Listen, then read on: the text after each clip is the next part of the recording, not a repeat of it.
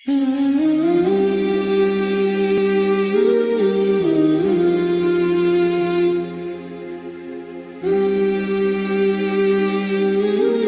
penting saya utarakan. Jadi ini penting sekali ya karena nanti sampai senajan to murid kula murid bangun murid bapak nanti murid nanti ketemu mungkar nakir. Itu tidak bisa kecuali kamu punya kemapanan logika. Jadi taklid itu udah bisa. Karena mungkar nakir itu kayak pegawai KPU. Jadi nak takut itu tebak-tebakan. Betul. Jadi mungkar nakir itu misalnya Nabi Muhammad dia tidak nyebut itu Nabi. Mataku fi hadzal rajul. Jadi enggak mataku fi hadzal. Yang diajarkan Mudin itu formalitas standar mungkin kompilasi hukum Islam apa. Itu sebetulnya enggak tahu saya. Kalau di Bukhari di Muslim, malaikat mungkar nakir tanya gini, mataku fi hadzal rajul. Bagaimana komentar kamu tentang hadzal rajul? Bukan Nabi ini dan lelaki itu siapa? Padahal maksudnya lelaki itu adalah Rasulullah SAW. Tapi supaya pertanyaannya lebih sulit, coba kamu komentar lelaki itu siapa? Terus di situ di Bukhari diterangkan fa'amal munafik, fa'amal murtab. Orang munafik atau murtab, orang yang ragu. Terus dia komentar, kata orang-orang sing dia nabi, makanya saya ikut-ikutan bilang dia. Itu didefinisikan, dikategorikan orang munafik. Kalau cara ngomong, saya dengar-dengar kata orang dia nabi ya, saya ikut-ikutan bilang dia. Wah itu diantem ya malaikat. Nah, terus kata Imam Bukhari di dalam riwayat, fa'amal mu'min awil mungkin, orang mukmin atau mungkin itu yang keyakinannya benar, karena rawinya sak ya biasalah dalam ilmu hadis seperti itu. Fayaqulu wa Muhammadun ja'ana bil bayyinati wal huda. Fa'amanna bihi wa saddaqna. Kata-kata bil bayyinah. Orang itu adalah Muhammad. Dia nabi yang datang ke kita bil bayyinat dengan bukti yang begitu jelas. Maknanya bayyinat wal huda dan membawa petunjuk. Misalnya begini, ini yang saya alami. Kamu boleh copy paste, boleh ngeblak pikiran saya, tapi saya tidak menjamin mungkar nakir mengasisi karena syaratnya harus dari pikirannya sendiri. Tapi kita warai kerepean aneh, loh. Misalnya begini, ini saya dan saya tanggung jawab sampai ketemu Allah. Aku roh kanjeng Nabi nak Nabi itu mereka ajaran sholat. Saya, meskipun saya tentu sudah iman dengan barokahnya Quran, hadis, guru-guru kita sudah iman. Tapi aku roh Nabi nak Nabi tenan itu gara-gara sholat. Yaitu Nabi ngendikan as-sholatu imaduddin, sholat itu cagai aku. Coba kalau dia seorang raja, ngapain menjadikan orang dikon sujud ning pangeran, dikon rukuk, dikon happy be pangeran. Itu satu, as-sholatu imaduddin. Terus Nabi ku mati-matian. Nah, ono sahabat gak sholat jamaah. Itu jari Nabi sekali-kali wong tak kon ngimami santri. Aku gak ngimami. Ape moro mae wong-wong sing ora sholat apa? Jamaah tak obong ya. Itu dua. Tiga, Nabi itu ketika perang itu kondisi paling emergen, ikut tetap sholat. Bahkan Nabi saking senengnya sholat itu nak lungo, kok sholat sunat, iku nama tawajjah dwi rohilatu, kadang madem ngetan, madem ngulon, sementing iso sholat. Terus Nabi nak muji sholat itu sundul langit, saking muji ini sundul langit, wasuilat kurrotu aini sholat, aku ayam nak boleh sholat. Sifat ini sifat raja apa sifat orang yang dekat Allah? Itu pasti nubuah. Gak mungkin orang akal sehat. Misalnya orang yang jadi presiden, kepinginnya Yusworo, kepingin jadi rojo, kepinginnya monarki anak turunnya jadi. Ini ndak itu semua. Gak mungkin kalau gak nabi kok orang punya berpikir sholat itu, paham? Dong. Jadi gak mungkin ide sholat itu kalau gak keluar dari seorang nabi. Dan itu dibuktikan perang ya sholat, bahkan beliau mewajibkan angger wong ijo nyawane wajib raiso ngadeg luguh, raiso luguh, laya-laya, raiso mengkas-mengkis lah sholat ning atine. Pokoknya yang berbau sholat bahkan nggak ditoleransi ditinggal sama sekali karena ini hubungan manusia dan Allah. Saya pikiran gue sederhana, orang mungkin mau pikiran gue kok gak nabi gue gak apa insting punya pikiran gitu. Isaac Newton misalnya, atau tokoh dunia Aristoteles, Plato, meskipun iso sudah menemukan benda ini relatif, ya mesti relatif. Misalnya manuk doro, ya rumah nong, misalnya manuk apa merpati atau manuk kentilang, itu cara wong-wong rak manuk yang tidak sangar, tidak ganas. Sing ganas itu manuk bidung atau manuk elang. Mergo elang iso mangan derkuku. Iya jare derkuku elang itu ganas. Tapi jare ular. Jare ular tetap derkuku apa? Ora iki sing manuk-manuk lemah itu. Empret yo ganas ngomong gedene korban. Yo ta. Lah iya, itu kan sesuatu nama pasti nisbi. Wedhus itu ora ganas dibanding macan. Tapi jare kuman-kuman ular-ular sing urip ning turi ganas wedhus kok pangan sak. Ya sandung-undung ngene kok. Artinya apa? Insting pinter ngono iku aku gak ya iso maksudnya kok. Tapi Nabi ku unik idene iku salat. Terus pangeran itu buta seksi, ben dadi seksine Nabi ku bahkan orientasi salat iku bojo. Mulane jare kula kok kudu utang jasa Ibnu Hajar Asqalani. Kena apa Nabi bojone akeh. Wong paling cangkem elek wong itu. Lha iku bojone Nabi ku pirang-pirang, kudune kan mangkel. Wong jenenge ana marwah akeh kudune mangkel. Tapi terus ditakoki kenangane wek Nabi ku ya salat. Jare Aisyah, di bojo gandeng Nabi ku ya repot. Aku wis turu ning ngarepe, terlentang ngono ya tetep tinggal. Bojomu dhe kenangan mek kowe ngono ta ora. Artine Nabi ku gak main salat bojone sing dimaru wae ditakoki wong yo kenangane yo. Salat jare Aisyah. Aku wis terlentang. Bahkan untuk bene adehi kal janazah Nabi pas salat aku ning ngarepe kok Aisyah wayu terus yo. Nah kok bojomu kowe ra mbok terusno kan ana sebabe gitu. Lah sabuk terusno sebabe apa kira? Elek judes elek melarat sebuah ngono. Iku jari Aisyah, aku terlentang kok jenazah. Nak Nabi ngadeg, aku tak jujurno. Nabi nak sholat suwi.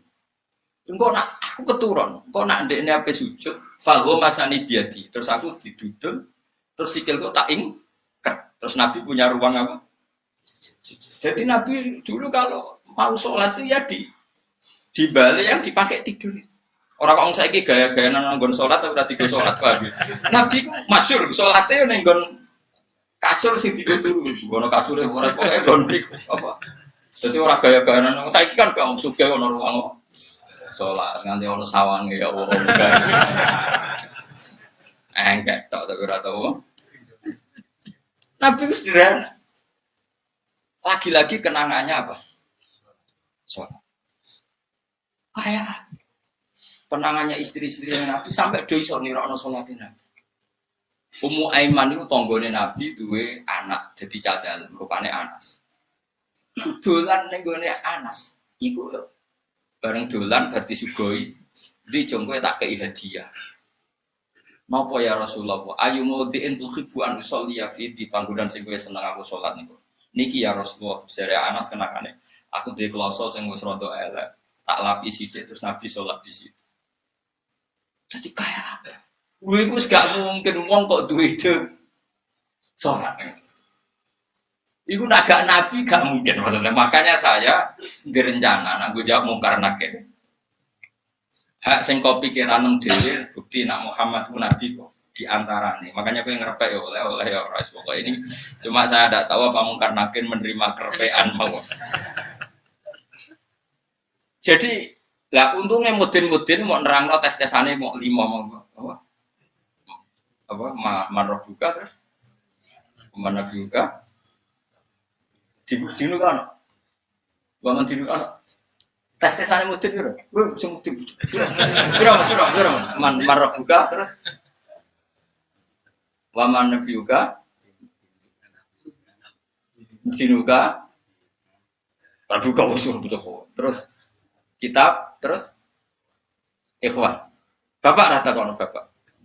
Bapak ditokokno. Ibrahim bapakmu ora kanggo ngono. Cek Karmen cek Karan sampeyan dadi Ibrahim lah sing anak kiai tenang wae. Sampeyan kon zaman abuka kon jawab Ibrahim. Aman nasab bapakmu ora kanggo kabeh sampeyan Gus kabeh wae sampeyan. Sampeyan kan jawab abuka kan Ibrahim, malaikat itu ukur, wah bodoh nih urak anak parmen aneh-aneh. Dan ini penting saya utarakan. Karena apa? Semakin lama itu orang, nah terus ini gitu ya. Saya ini kan baca kitab banyak sekali. Itu tadi saya sudah buktikan sholat sudah ada 5 mungkin. Tak teruskan. Ketika Nabi mau kabundut, dia udah susah. Itu dibuka jendela. Itu Nabi masih di dalam buka jendela. Ketika melihat orang sholat itu langsung sehat. Ternyata ketika beliau sakit, orang semua di masjid tetap sholat. Masyhur kenangannya Aisyah, kenangan Sayyidah Fatimah. Fastana rawaju wasur rawaju. Nabi baru nggak sholat berdoa, semua nangis pot. Ternyata aku sukses jadi Nabi. Wah berdoa, semua nangis pot. Padahal beliau sakit. Sudah usi barok, sudah pakai belenggu, sudah di kepalanya sudah diasbu, sudah dimaksud, sudah di. Akhirnya apa? Nabi minta, "Cung aku gandeng ben iso sholat." Terus dipapa itu Sayyidina Ali bin Fadl. Fadl itu saudaranya Abdul bin Abbas. Fadl bin Abbas. Terus Nabi yuhada bin Rajulaini dipapa Fadl bin Ali. Terus kemudian ikut sholat. Ikut jamaah masyhur. Terus akhirnya Abu Bakar mundur, kemudian Nabi ngimam. Lagi-lagi Nabi bunganya itu krono sholat. Jadi semua kenangannya sahabat itu ya sholat. Karena begitu spesialnya sholat. Ini era sahabat ya, orang-orang yang rasanya. Karena begitu spesialnya sholat, ketika Rasulullah wafat, intaqala ila rafiqil a'la. Ini dengerin betul ya, Pak. Paling tidak kita pernah punya pikiran kayak orang waras. Jadi kesuwan kayak berpikir orang waras yang ini tak tobat. No. Kemudian ketika Nabi wafat, intaqala ila rafiqil a'la. Apa komentar para sahabat? Siapa khalifahnya Rasulullah? Ya orang yang disuruh Nabi sholat. Kata alasan mereka, jabatan negara itu sepele. Wong sholat sepenting itu saja. Abu Bakar sing kon dadi imam. Saya ulang lagi cara berpikir sahabat. Jabatan presiden, jabatan khalifah itu cemen. Wong urusan dunia wae. Wong urusan sepenting sholat wae sing sowan pangeran dikongkon mimpin Abu Bakar. Apa meneh dhewe urusan dunia ben Abu Bakar. Itu ukurannya kelayakan jadi pemimpin itu juga sholat gitu, paham ya? Mana ada kontestasi imam, paham? Tapi gak tapi Gus akal-akalan zaman modern itu akal-akalan ini cerita. Mana tak kau itu zaman sahabat terus akiasno.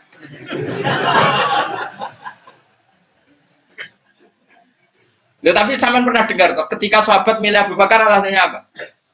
Karena Abu Bakar ditunjuk ngimami sholat.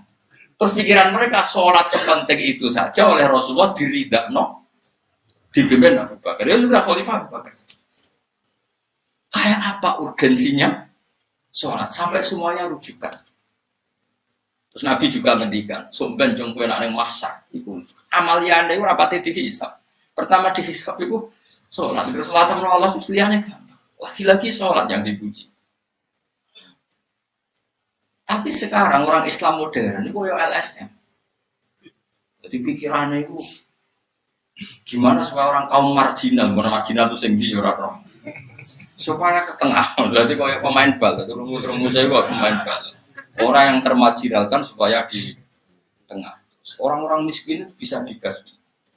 Oleh basmi piye malaikat Mikail ora kepen rezekine ngentekno. Jadi wis gak mikir sampai wong melarat ora sholat luwih dibela timbang wong mapan sholat. Mergo wong mapan sholat jenenge berjuwis. Nek wong ora sholat tapi melarat iku kaum pinggiran. LSM seringane bela kaum pinggiran. Padahal iso wae Allah ngukum wong ora sholat rezekine angel. Sing sering sholat diparingi barokah urip rezekine jembar. Tapi sebagian wong-wong LSM ya ora kabeh tapi kakean sing ngene iki, paham ya? Sing sholat mapan go mobil dianggap berjuwis anti sosial. Sing ra sholat terus Allah ngukum melarat tetap dibela-bela mergo napa marji. Ngene kejogeman melok ngono niku iku wong Islam. Kejogeman iso wae dekne melarat mergo uripe boros. Di dhuwit sithik digo narkoba, sithik nggo bokeng wong wedok, terus melarat. Bareng melarat, berhubung melarat tetap bela mati-matian. Kita tak tahu pangeran itu, itu tak hukum malah bela. Lah saiki akeh anak percaya takok aku. Sopo wae wong paling melarat ning donya terus takok ya asal usule. Kira-kira mergo Allah sing dolim apa masalahne? Wong merantau sing ning dalan-dalan rata-rata ya ana mutunge. Melarat ning desa isin, tukaran mbek Pak Dep ali terus mutung anti silatur rohem minggat. Minggat sementing rawuh dulur. Lho padahal ngendikane Kanjeng Nabi, paling cepet dadekno sumpeke rezeki adalah qatur. Wong lunane wae niate ngadui dulur. Iku jenenge apa qatur? Terus dihukum mbek pangeran merantau kangelan. Tapi saya tidak nuduh semua orang seperti itu. Tapi aku yakin nggak mungkin seperti ini tanpa sebab. Tuh bela-bela nih. Mereka kowe mau dikoidah marginal berjuis, apa? Marginal. Kalau pikiran ini terus, nanti kita kayak zaman PKI kan. Saya itu punya kenalan gus-gus banyak di Kediri, di Madiun, di mana-mana. Itu dulu PKI Madiun, PKI Kediri, PKI mana-mana di daerah sana itu. Mangkel kiai dari kiai udah koyok bos berjuis.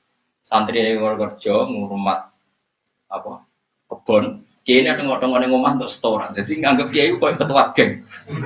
Mergo kiai ini ngomong mulan. Enggak santri ini ngurusi kelapane, ngurusi panenane terus disetor. Nah, makanya darane kiai ketua geng. Terus yang dia gue bilang kau melarat. Kau melarat itu bukan ngelak. Akhirnya gerakan sama rata. Itu korban pertama PK. Mergo dene ora ro ibadah, dadi wong sing diparingi jembar kayak kula ini kan mulang. Terus rugen salam template, jaga kok ketua preman terus setoran ngono ae. Yo mati yo jenenge wong bingung kabeh diprovokasi ngono iku yo. Mati. Akhirnya pertama yang dilibas PKI yo kiai, perkarane provokasine ngono. Oke agak anak kiai aku anak kiai putune kiai itu terus cerita. Padahal kiai-kiai itu makan mergo barokah wa taqillah Allahu makhraja. Mesti ora ana wong takwa ora diurusi pangeran. Kula niku yo ora pati pinter pergawe tapi yo kerupat ya pangeran. Umum yang kaji kula yo kaji. Umum yang payu rapi yo rapi. Cara aku butuh wae untuk akeh ya lumayan. Pokoke gampang kabeh cara gelem. Cuma iki kan njogo toleransi. Sampai wong ora payu-payu iku. Saya tuh pernah itu ngisi seminar di Madura di Bata-Bata di sana. Pondok paling besar di Madura namanya termasuk pondok paling besar itu Bata-Bata sama Gus Yofur. Itu cerita gini, Gus kalau di sini orang alim, kalau ingin nikah gampang, dikasihkan, masih dikasih uang sama calon mertua. Kalau Anda ingin, nanti pulang bisa bawa langsung.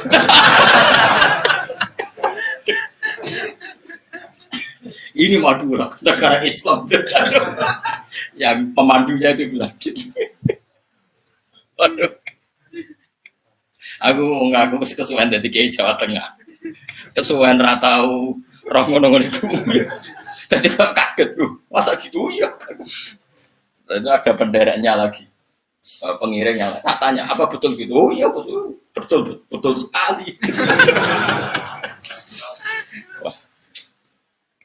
Padahal kecerdasan Madura itu yang paling bisa mengalahkan kecerdasan Pak Habibie guyonannya. Karena kalau guyonannya Pak Habibie itu tanya, coba ukur ketinggian tiang itu, tiang bendera. Oleh orang Madura dinaiki. Ditanya, kenapa tidak kamu copot? Itu kan tiangnya kan copotan. Kenapa tidak kamu copot ukur di bawah? Oh namanya agak ketinggian Pak.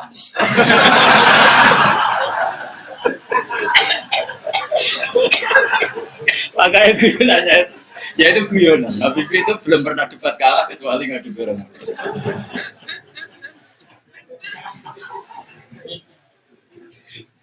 Tapi di sana juga gitu guyonan. Tapi memang orang Madura itu nak guyon. Orang Madura tak tanya. Memang guyonannya goyok. Orang Madura cerdas. Jadi mau sekarang bisa bayang no itu. Aku pikir itu beda memang. Nah, perasaan saya di sana itu kayak di Thailand karena pulaunya terpisah terus bahasanya beda. Jadi kalau orang Madura ngomong sama orang Madura kayak ada di Indonesia juga. Kayak di Thailand. Dan ini cerita supaya kamu tahu. Jadi berkah betul ya di Indonesia itu lama itu ada Madura, ada Sumatera, ada Banjar. Kalau orang Banjar lebih hebat lagi. Orang Banjar itu di mana-mana pakai bahasa Banjar. Sama seperti orang Madura, di mana-mana orang pakai Madura. Dan orang Banjar, kenapa saya bilang lebih? Karena memang sebuah Banjar karena Madura itu induknya kan Syekhona Khalil. Ya tentu yang kita tahu yang modern. Banjar itu punya indukan namanya Syekh Arsad sama Syekh Arsad bin Abdi Somad. Syekhona Khalil itu ngaji sama Syekh Nawawi Banten. Padahal Syekh Nawawi Banten masih ngaji sama Syekh Arsad bin Abdi Somad sama Banjar. Itu uniknya orang Banjar itu. Meskipun hidup di mana-mana pakai bahasa Banjar. Termasuk kiainya siapa yang di Kholi besar di Banjar itu? Siapa itu? Di mana? Ustadz Zaini itu. Enggak, kampungnya Ijen. Sekumpul ya. Itu ngajinya di Bangil. Kamu kira ngajinya di mana? Ngajinya di Mbah Zaini itu ngajinya di Bangil. Tapi jangan kira sama orang Jawa enggak, sama orang Banjar. Ngajinya di Bangil. Dan kiainya ya orang Bangil, tapi beliau orang Banjar. Mucalnya pakai bahasa Banjar. Sehingga orang Bangil enggak bisa ngaji sama kiai itu karena ini bahasa apa itu? Jadi sudah hidup di Bangil itu tetap pakai bahasa. Kalau kita kan Islam Nusantara, jadi iya, kayak saya itu sering dapat SMS entah berapa sampai lupa lah jumlahnya. Gus saya ini orang Sunda, tolong ya kalau ngaji bahasa Indonesia. Kadang orang Kalimantan, orang Sulawesi. Padahal saya sebetulnya mau fanatik kayak orang Banjar. Jadi wah mata dong. Saya tuh sering dapat SMS itu ya orang-orang apa, biasanya youtuber itu. Gus tolong kalau ngasih pakai bahasa Indonesia ini nggak sama sekali nggak paham bahasa Jawa.